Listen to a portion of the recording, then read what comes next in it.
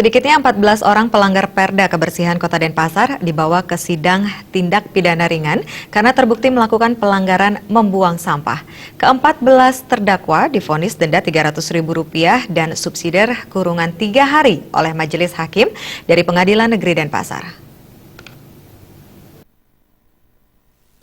Sidang di Piring kembali digelar oleh Dinas Kebersihan Kota Denpasar dalam rangka penegakan Perda Kebersihan.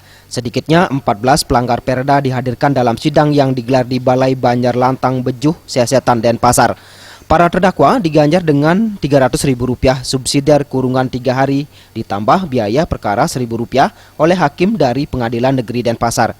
Para terdakwa terbukti melanggar Perda Kebersihan dengan membuang sampah sembarangan seperti membuang sampah ke sungai, di atas trotoar, melanggar jam pembuangan sampah hingga pelanggaran memasang reklame di pohon.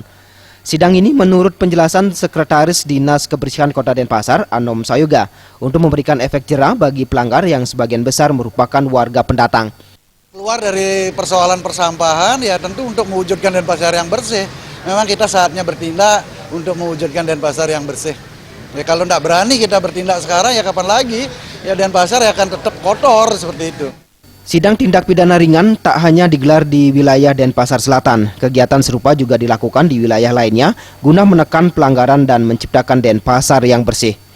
Kegiatan sidang ini kan juga sebagai salah satu ajang pemasyarakatan atau sosialisasi dalam rangka penegakan peraturan daerah.